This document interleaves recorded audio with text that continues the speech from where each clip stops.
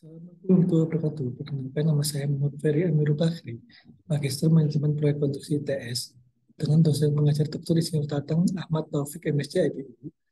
Di sini saya akan mempresentasikan analisis empiris proses implementasi strategi dan kinerja perusahaan konstruksi. Di sini terdapat daftar isi. Yang pertama yaitu latar belakang, ujian pustaka, yaitu terdiri dari proses implementasi strategi, kinerja strategi, yang ketiga dalam metode penelitian, yaitu dilakukan dengan pembahasan, lalu dilakukannya kesimpulan. Latar belakang.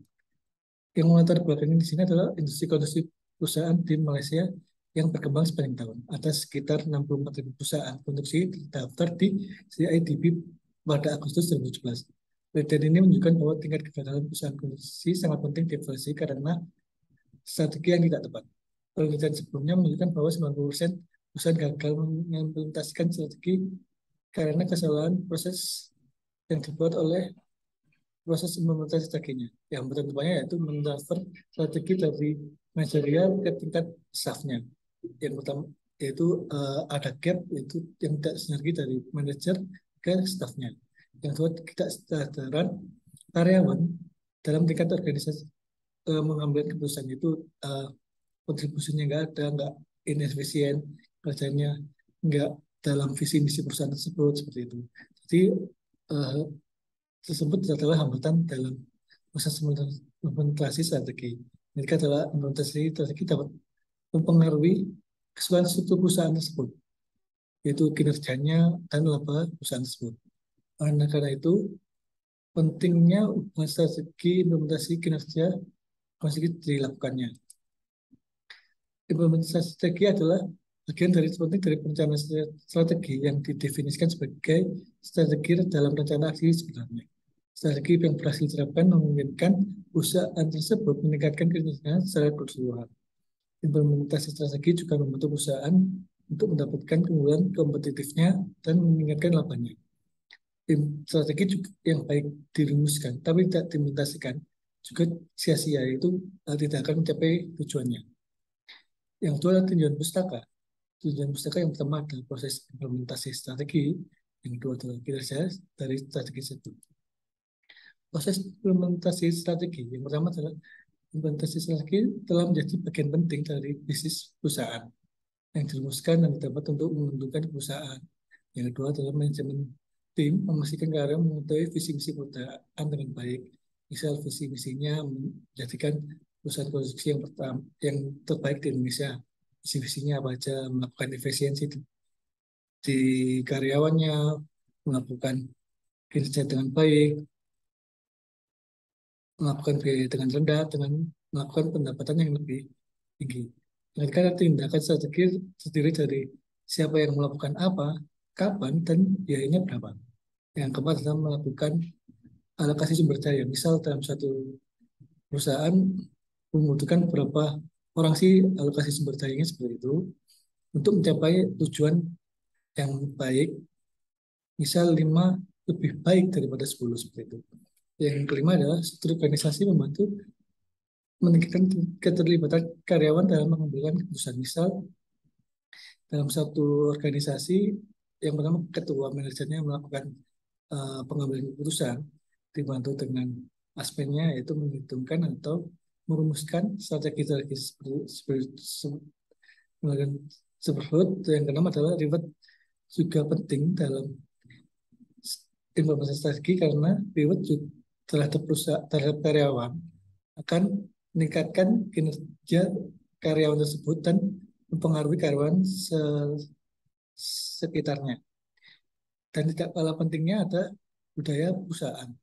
Sini budaya perusahaan di perusahaan saya yaitu adalah menggunakan akhlak, yaitu amanah, kompeten, harmonis, loyal, adaptif, dan kolaboratif. Amanah yaitu kepercayaan, kompeten, kapabilitas, kemampuan, harmonis adalah saling peduli dan menghargai perbedaan pendapat, seperti itu. Loyal mengutamakan kepentingan bangsa dan negara, adaptif adalah berinovasi dan antusias dalam menggerakkan perubahan.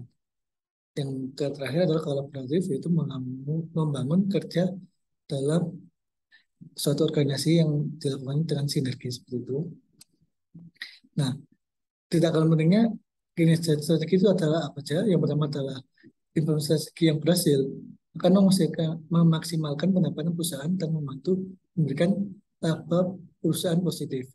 Yang kedua, pertumbuhan karyawan dengan indikasi positif, meningkatkan kinerjanya ketika sebuah perusahaan berhasil mengembangkan bisnisnya diperlukan lebih banyak karyawan lagi.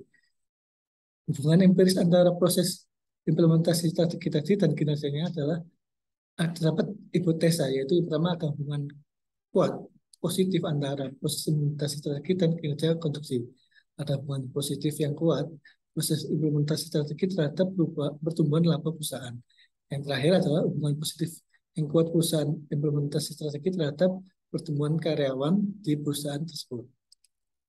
Yang ketiga adalah metode penelitian. Metode penelitian ini dilakukannya survei.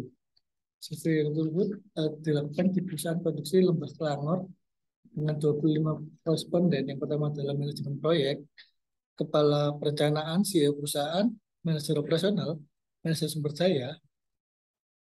Terus yang kedua adalah melakukan poin-poin strateginya. Apa saja sih yang harus diteliti? Misal visi misi, rencana strategisnya bagaimana, alokasi sumber dayanya bagaimana, pelatihan karyawan, keterlibatan karyawan dalam pengambilan keputusan, dan sistem penghargaan. Lalu data tersebut diolah dengan menggunakan data SPSS. Lalu setelah diolah dilakukannya pembahasan. Yaitu ada proses strateginya, yaitu yang pertama adalah visi misi, rencana strategi, alokasi sumber daya, melakukan training pada karyawan, terus decision making pada karyawan, keputusan pada karyawan, terus reward system, penghargaan pada karyawan tersebut. Itu dari ke 6 tersebut akan menumbuhkan performa perusahaan. Yaitu pertama menumbuhkan laba, pertumbuhan karyawan, dan seperti itu. Dilakukan hipotesa terhadap visi misi terhadap profit dan pertumbuhan karyawan. Setelah di ranking, yang pertama adalah terhadap profitnya, yang itu adalah training perusahaan terhadap karyawannya. Yang kedua adalah alokasi strateginya. Terus habis itu, yang ketiga adalah decision making, pengambilan keputusan terhadap karyawan tersebut, perumusan struktur organisasi yang tepat dan job desk yang tepat seperti itu. Yang keempat adalah visi misinya. Bagaimana suatu perusahaan akan memahamkan visi misinya kepada karyawannya. Itu juga sangat penting karena ada beberapa langkah dan strategi untuk mencapai visi tersebut dalam perusahaan. Yang kelima adalah reward, yaitu reward tersebut juga sangat penting, yaitu kepada meningkatkan kinerja karyawan tersebut dan mempengaruhi karyawan sekitarnya.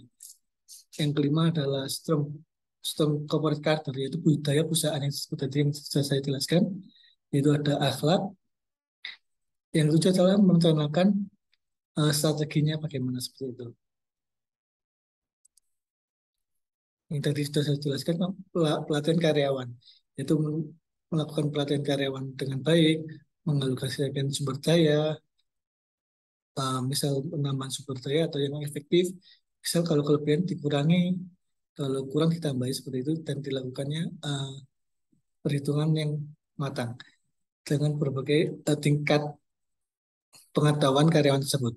Mereka adalah keterlibatan karyawan dalam pengambilan keputusan, yaitu dalam job desk.